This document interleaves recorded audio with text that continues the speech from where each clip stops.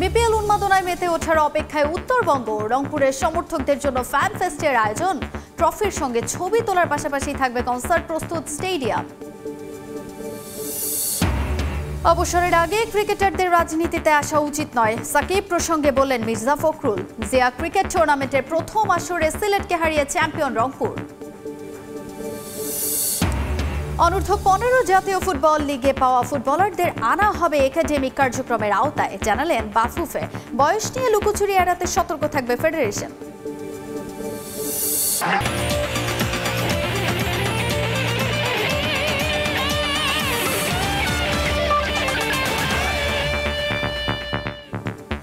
দেখছিলেন শিরোনাম। বিপিএল এর ট্রফি ও মাস্কট এখন পদ্মা পাড়ের শহর রাজশাহীতে।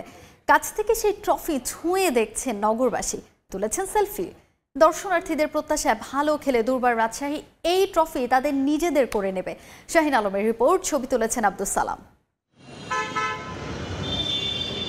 দেশের ফ্র্যাঞ্চাইজি ক্রিকেটের সবচেয়ে বড় আসর Bangladesh premier league cricket BPL. Rajshahi নগরীর আলুপট্টি মোড়ে বিপিএল এর অরিজিনাল সেই ট্রফি দেখতে এভাবে হুমড়ি খেয়ে পড়ছেন দর্শনার্থীরা। ট্রফি ও মাস্কটের সঙ্গে তুলছেন সেলফি। এর আগে কয়েক জেলা ঘুরে বিপিএল এর ট্রফি এখন পদ্মাপাড়ের শহর রাজশাহীতে। রোববার নগরীর বিভিন্ন প্রান্তে জনসাধারণের জন্য ট্রফি ও মাস্কট দেখার এই আয়োজন করে বাংলাদেশ ক্রিকেট বোর্ড। নিজেদের মাঠে খেলা না থাকলেও দুর্বার রাজশাহী ফ্র্যাঞ্চাইজি নিয়ে সমর্থকদের উচ্ছ্বাস ছিল দেখার মতো। তাদের বিশ্বাস এই ট্রফি এবার তাদের জন্য জয় করে নিয়ে আসবে দুর্বার রাজশাহী। আগে কখনো ট্রফি আসে নাই, তো আমরা অনেক এক্সাইটেড এবং সেলফি তুলতে পারে আমরা অনেক এক্সাইটেড। ট্রফি দেখতে পেলাম, আশা করব যে ভবিষ্যতে রাজশাহী কোনো না কোনো দিন এই ট্রফি নিবে। অনেক ভালো লাগছে, আমাদের ছেলেমেয়েরা ক্রীড়াঙ্গনে যে ভালো করে সেটাই এটার প্রমাণ। অনেক ভালো লাগছে, কালকে রাতে আমি এই নিউজটি জানতে পেরেছি যে রাজশাহীতে বিপিএল এর ট্রফি আসছে। রাজশাহীতে ট্রফি আসছে, ম্যাচ আসে নাই। আমরা যাচ্ছি যে রাজশাহীতে ট্রফি আসছে, আমাদের ভালো স্টেডিয়াম আছে। দর্শকদের এই আগ্রহে চোখ ছানা পড়া ফ্র্যাঞ্চাইজি কর্তৃপক্ষের। আগামী আসর থেকে নিজেদের মাঠে খেলা নিয়ে আসার প্রতিশ্রুতি দিলেন সমর্থকদের। যারা বিপিএল অংশগ্রহণ করেছে তো প্রতিটা বিভাগেই যাবে, সেইভাবে আমাদের এখানে আসবে। ট্রফি নিয়ে আসার উদ্দেশ্য হচ্ছে এটা আমাদের যে ফ্যানগুলো আছে, ক্রিকেট ফ্যান প্রেমীরা আছে, তাদেরকে দেখানো। শুধু ট্রফি নিয়ে যাওয়াই না মূল উদ্দেশ্য, খেলাগুলো যেন নিয়ে আসে, আমাদের এটাই আহ্বান থাকবে। কারণ আমাদের ক্রিকেট প্রেমী একটা শহর এবং আমরা চাই যে আমাদের ক্রিকেটার্সরাও অনেক ভালো খেলুক এবং খেলাগুলো রাজশাহীতে আসুক। বিপিএল এর 11তম আসর চলছে মাঠে। সেই ফাঁকে বিভাগীয় বিভিন্ন শহর ভ্রমণে বেরিয়েছে বিপিএল এর ট্রফি ও মাস্কট। শাহিন আলম, সময় সংবাদ, রাজশাহী। ভিন্ন এক রোমাঞ্চে বুঁদ হতে চলেছে রংপুরবাসী। গ্লোবাল সুপার লিগ ও বিপিএল চ্যাম্পিয়ন ট্রফি নিয়ে সমর্থকদের সঙ্গে আনন্দ ভাগাভাগি করবে রংপুর রাইডার্স। সাবেক বিপিএল চ্যাম্পিয়নদের আগমন ঘিরে বিভাগীয় নগরী রংপুরে সাজ রব। এরই মধ্যে প্রস্তুত হয়েছে রংপুর স্টেডিয়াম। অপেক্ষা মাত্র কয়েক ঘন্টার। চলতি বিপিএলের টানা 8 ম্যাচ জয়ী দলকে বরণ করে নিতে প্রস্তুত রংপুরের ক্রীড়ামোদীরা। তরিকুল ইসলামের ছবিতে আব্দুর রশিদ জীবনের রিপোর্ট। গেল বছর গ্লোবাল সুপার লিগ জিতে বিশ্ব মঞ্চে ও দেশের ক্রিকেটে হইচই ফেলে দেয় উত্তরের তিস্তা পাড়ের দল রংপুর রাইডার্স। বিপিএলেও দুর্দান্ত ছন্দে আছে দলটি। চলতি বছরে জয় পেয়েছে টানা 8 ম্যাচ। এবার জিএসএল এর চকচকে ট্রফি নিয়ে নিজেদের ঘরে আসছে রাইডার্স। রংপুরের রাইডার্স টিমের আগমনের খবরে নগরীর সর্বত্র বিরাজ করছে উৎসবের আমেজ। দুপুরে জিএসএল ও 2017 বিপিএল এর চ্যাম্পিয়ন ট্রফি নিয়ে সাতখোলা বাসে শহর প্রদক্ষিণ করবে পুরো দল। থাকছে ট্রফি ও খেলোয়াড়দের সঙ্গে ক্রিকেট প্রেমীদের ছবি তোলার সুযোগ। প্রিয় দলকে এক নজর দেখার অপেক্ষায় ভক্ত অনুরাগী সহ ক্রীড়ামোদীরা।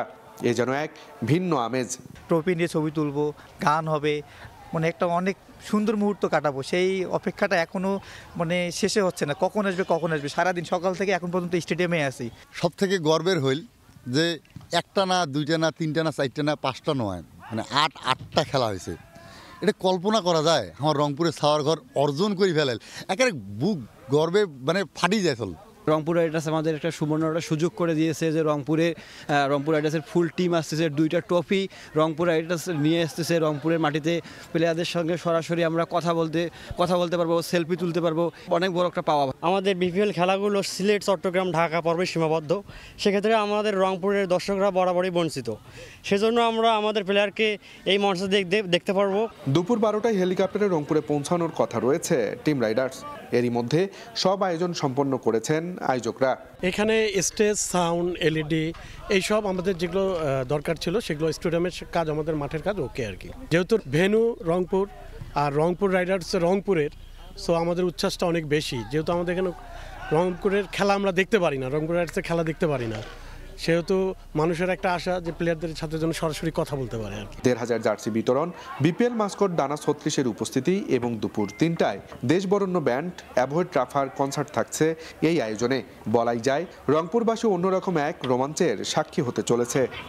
বিপিএলে টানা 8 ম্যাচ জয়ের পর নিজেদের ডেরায় পা রাখছে টিম রংপুর রাইডার্স। এরই মধ্যে সকল আয়োজন সম্পন্ন হয়েছে, এখন শুধু অপেক্ষার পালা। আব্দুর রশিদ জীবন, সময় সংবাদ, রংপুর। চলতি বিপিএলে মাঠের পারফরমেন্সের পাশাপাশি নুরুল হাসান সোহান আলোচনায় বুদ্ধিদীপ্ত অধিনায়কত্বে বলছেন ব্যর্থতাই শিখিয়েছে তাকে। জাতীয় দলে থিতু না হতে পারার আক্ষেপ নয়, আপাতত সব মনোযোগ বিপিএলে। টুর্নামেন্টে রংপুরকে জেতাতে চান শিরোপা।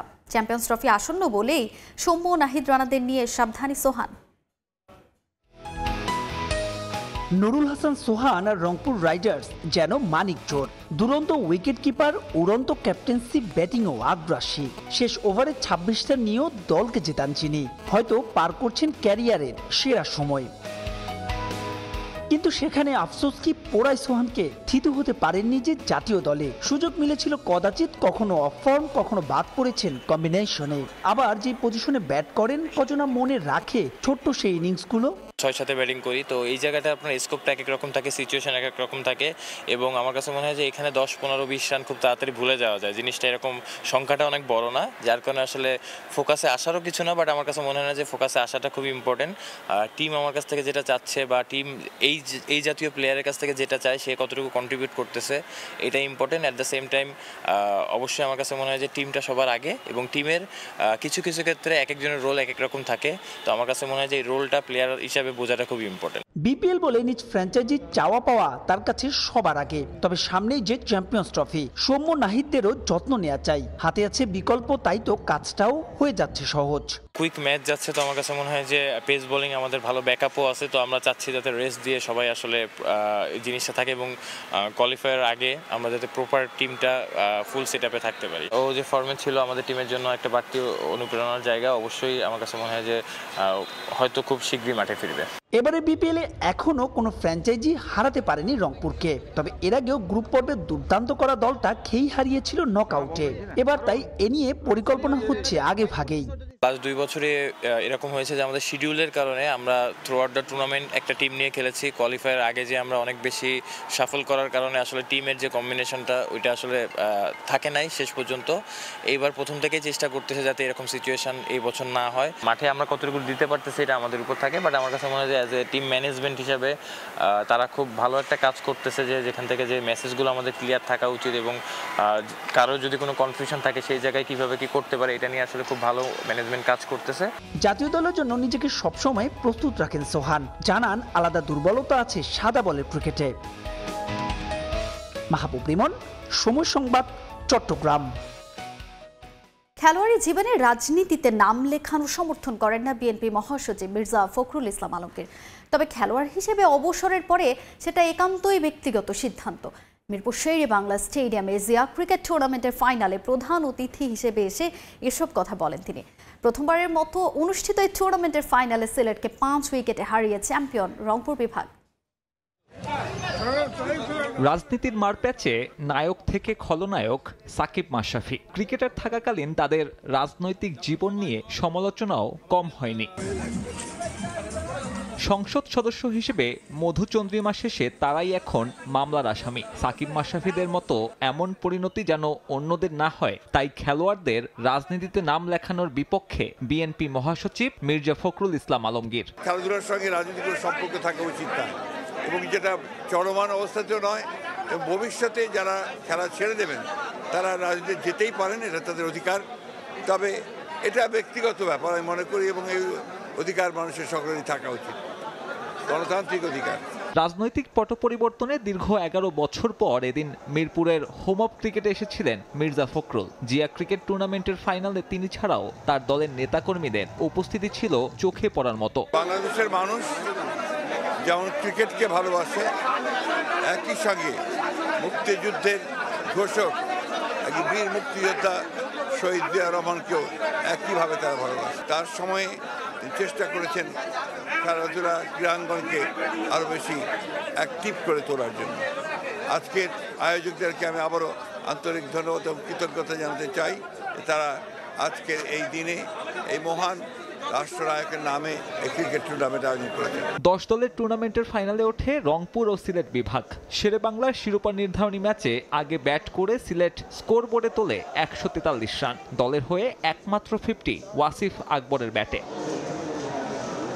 জবাবে খেলতে নেমে দেখে শুনে শুরু করে এনসিএল টি-20-র বর্তমান চ্যাম্পিয়নরা। পাওয়ার প্লেতে আসে 1 উইকেটে 39। অধিনায়ক মামুনের 50-তে ফাইনালটা এক পেশে করে ফেলে তারা। শেষ পর্যন্ত 4 বল হাতে রেখে 5 উইকেটে চ্যাম্পিয়ন রংপুর বিভাগ।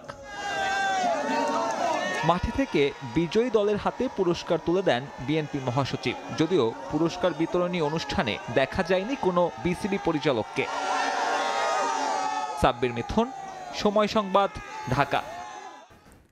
আইএফআইসি ব্যাংকের চেক ডিসঅনার মামলায় বাংলাদেশ জাতীয় ক্রিকেট দলের সদস্য সাকিব আল হাসানের বিরুদ্ধে গ্রেফতারি পরোয়ানা জারি করেছেন আদালত। আজ সকালে ঢাকার অতিরিক্ত চিফ মেট্রোপলিটন ম্যাজিস্ট্রেট জিয়াদুর রহমানের আদালত এ আদেশ দেন। সাকিব ছাড়াও এই মামলায় আসামি রয়েছেন আরও 3 জন। তাদের সবার বিরুদ্ধে জারি করা হয়েছে গ্রেফতারি পরোয়ানা।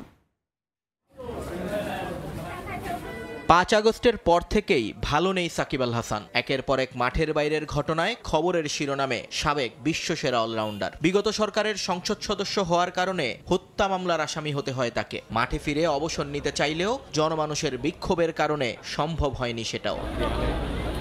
এর মাঝেই আবার বোলিং অ্যাকশন নিয়েও আইসিসির নিষেধাজ্ঞায় পড়েন সাকিব আল হাসান। কিন্তু এত কিছুর পরও আশা ছিল আবারও ফিরবেন সাকিব, আরও একবার হয়তো মাঠে নামবেন লাল সবুজের জার্সি গায়ে।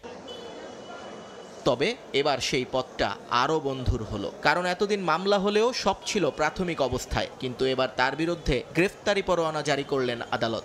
আইএফআইসি ব্যাংকের চেক ডিসঅনার মামলায় ঢাকার অতিরিক্ত চিফ মেট্রোপলিটন ম্যাজিস্ট্রেট জিয়াদুর রহমানের আদালত এ আদেশ দেন। সাকিব ছাড়াও এ মামলায় আরও 3 জনের বিরুদ্ধে গ্রেফতারি পরোয়ানা জারি করা হয়েছে। মামলার নথি থেকে জানা যায় সাকিব সহ 4 আসামির বিরুদ্ধে 4,14,57,000 টাকার ডিসঅনার মামলাটি করা হয় গত বছরের 15ই ডিসেম্বর। মামলা করেন আইএফআইসি ব্যাংকের পক্ষে মোহাম্মদ শাহিবুর রহমান। অভিযোগে বলা হয় সাকিবের মালিকানাধীন অ্যাগ্রো ফার্ম ব্যবসায়িক উদ্দেশ্যে বিভিন্ন সময় আইএফআইসি ব্যাংকের বনানী শাখা থেকে ঋণ গ্রহণ করে। তার বিপরীতে 2টি চেক ইস্যু করেন তারা, কিন্তু চেক দিয়ে টাকা উত্তোলন করতে গেলে পর্যাপ্ত টাকা না থাকায় তা ডিসঅনার হয়। পরে 18ই ডিসেম্বর এই মামলায় আসামিদের আদালতে হাজির হওয়ার জন্য আদেশ দেওয়া হয়, কিন্তু আসামিদের পক্ষ থেকে আদালতে হাজির না হওয়া এবং কোনো কিছু না জানানোয় রোববার গ্রেফতারি পরোয়ানা জারি করা হলো। আইএফআইসি ব্যাংক থেকে উনি প্রায় 4 কোটি 15 লক্ষ টাকা তার নামের তার মালিকানাধীন Shakib Al Hasan agro farm limited তার ঋণ গ্রহণ করে।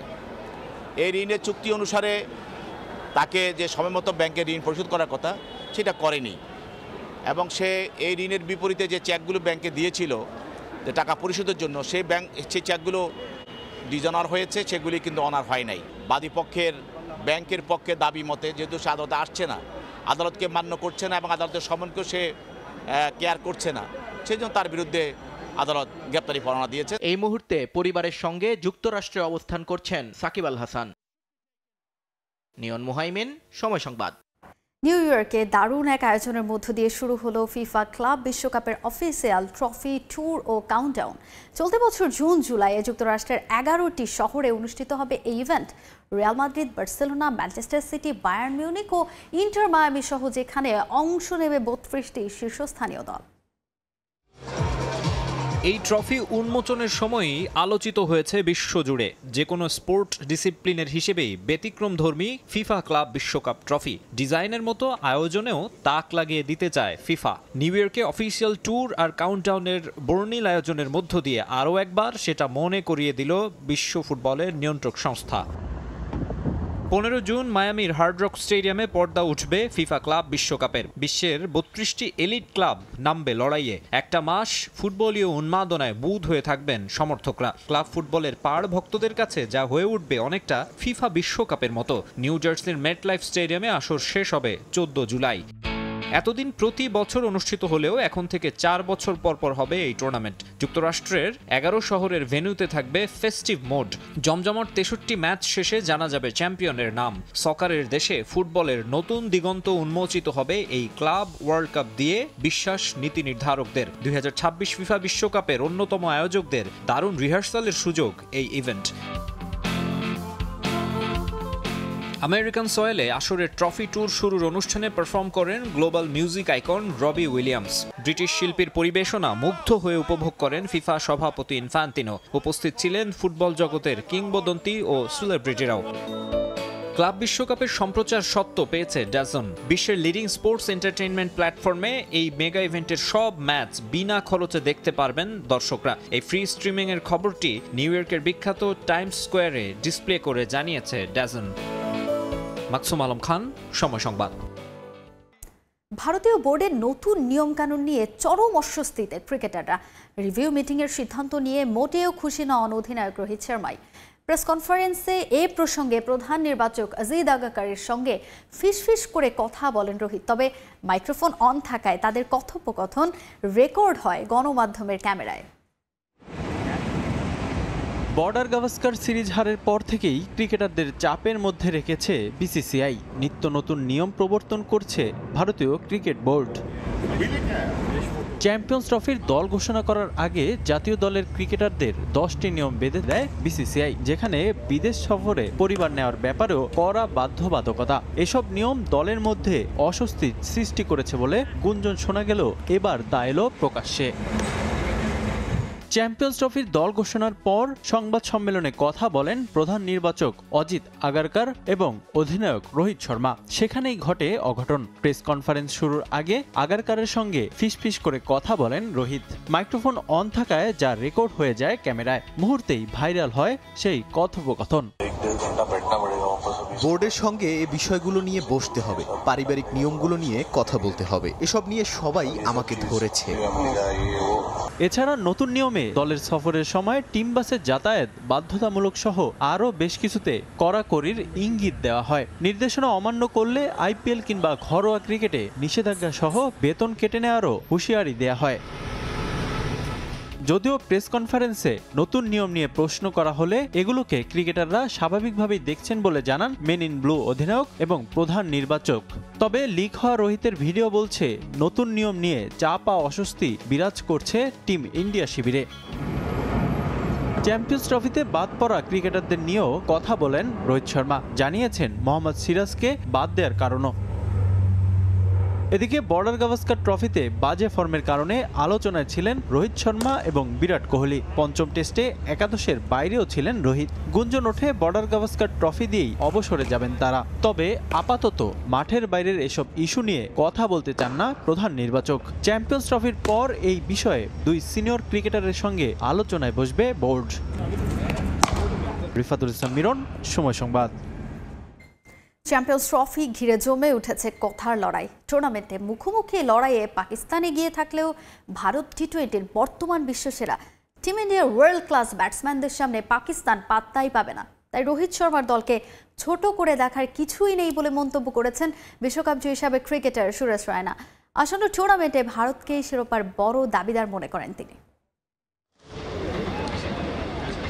এক চ্যাম্পিয়ন্স ট্রফি ঘিরে কতই না নাটক দেখল ক্রিকেট বিশ্ব। ভেন্যু নিয়ে জটিলতা থাকলেও প্রায় 3 দশক পর আইসিসির কোনো টুর্নামেন্ট নিজেদের মাটিতে আয়োজনের সুযোগ পেয়ে তা কোনোভাবেই হাতছাড়া করতে চায়নি পাকিস্তান। দেশটি থেকে চ্যাম্পিয়ন্স ট্রফি সরে যাবে এমন গুঞ্জনের পর থেকেই সাবেকরা কড়া মন্তব্য করে যাচ্ছেন ভারত দল এবং বিসিসিআইকে উদ্দেশ্য করে। পাল্টা জবাব দিয়ে যাচ্ছেন ভারতীয়রাও। এবার সেই তালিকায় যুক্ত হলেন ভারতের বিশ্বকাপ জয়ী ক্রিকেটার সুরেশ রায়না। আইসিসি ইভেন্টে ভারত পাকিস্তানের দ্বৈরথে বরাবরই দাপট থাকে টিম ইন্ডিয়ার। ওয়ানডে বিশ্বকাপে মুখোমুখি 8 ম্যাচের সবকটিতেই জয় পেয়েছে মেন ইন ব্লু। টি20তেও ভারতেরই আধিপত্য, 6 জয় আছে ভারতের আর 1টি ম্যাচ জিতেছে মেন ইন গ্রিন। তবে চ্যাম্পিয়ন্স ট্রফিতে পাল্লাটা ভারী পাকিস্তানের দিকে। চ্যাম্পিয়ন্স ট্রফিতে পাকিস্তানের আছে 3 জয়, বিপরীতে 2 ম্যাচ জয় পেয়েছে মেন ইন ব্লু। 2017তে এক পেশে ফাইনালে ভারতকে হারিয়ে আইসিসি ইভেন্ট জয়ের বৃত্ত পূরণ করে পাকিস্তান। তবে চ্যাম্পিয়ন্স ট্রফির সেই সমীকরণ একপাশে রেখে পাকিস্তানকে হুঁশিয়ারি দিয়ে রাখলেন ভারতের সাবেক ক্রিকেটার সুরেশ রায়না। 2017তে men in green champions trophy জিতলেও ভারত টি20র বর্তমান বিশ্ব চ্যাম্পিয়ন, সেটা যেন পাকিস্তান ভুলে না যায় তা আরও একবার মনে করিয়ে দিলেন বিশ্বকাপ জয়ী এই ক্রিকেটার। পাকিস্তান হয়তো 2017তে চ্যাম্পিয়ন্স ট্রফি জিতেছে, কিন্তু তাদের মনে রাখা উচিত যে ভারত বিশ্বকাপ জয়ী দল। আইসিসির টুর্নামেন্টগুলোতে জয়ের পাল্লা ভারতেরই ভারী। এদিকে ভারত পাকিস্তান ম্যাচে নিজেদের সক্ষমতা নিয়েও কথা বলেন রায়না। ভারতের ওয়ার্ল্ড ক্লাস ব্যাটাররা যে কোনো পরিস্থিতিতে পাকিস্তানকে হারাতে পারে বলে বিশ্বাস রায়নার। যখনই ভারত পাকিস্তান ম্যাচ অনুষ্ঠিত হয়, চাপটা পাকিস্তানের ওপরই বেশি থাকে। ভারতের খেলোয়াড়রা জানে কিভাবে সেই চাপ সামলাতে হয়। রোহিত শর্মা এবং বিরাট কোহলিও ভালো করেই জানেন সেটা। বিরাট একজন অভিজ্ঞ ব্যাটার, তিনি জানেন কিভাবে পাকিস্তানকে মোকাবেলা করতে হয়। টুর্নামেন্ট শুরুর আগ পর্যন্ত সাবেকদের এই কথার লড়াই চলবে, তবে নিশ্চিতভাবেই চাপটা সমানভাবেই থাকবে দু দলের ওপর। মাঠের বাইরে নানা ইস্যুতে সমালোচিত ভারত দল সেই চাপ সামলে মাঠে নিজেদের কতটা মেলে ধরতে পারে সেটাই এখন দেখার বিষয়। তাজিন খন্দকার, সময় সংবাদ। তারুণ্যের উৎসব উদযাপন উপলক্ষে মৌলভীবাজারে শুরু হলো অনূর্ধ্ব-17 বালক বালিকা জাতীয় গোল্ড কাপ ফুটবল টুর্নামেন্ট। জেলার 7টি উপজেলা সহ মৌলভীবাজার পৌরসভার মোট 8টি দল অংশ নিয়েছে এবারের এই আসরে। প্রতিদিন বালক বালিকাদের 2টি খেলা মাঠে গড়াবে। আগামী 26 জানুয়ারি এই গোল্ড কাপের ফাইনাল ম্যাচ অনুষ্ঠিত হওয়ার কথা রয়েছে। এ পর্যায়ে খেলার সময়ের শীর্ষ সংবাদগুলো জানিয়ে দিচ্ছে আরেকবার। অবসরের আগে ক্রিকেটারদের রাজনীতিতে আসা উচিত নয়, সাকিব প্রসঙ্গে বললেন মির্জা ফখরুল। জিয়া ক্রিকেট টুর্নামেন্টের প্রথম আসরে সিলেটকে হারিয়ে চ্যাম্পিয়ন রংপুর।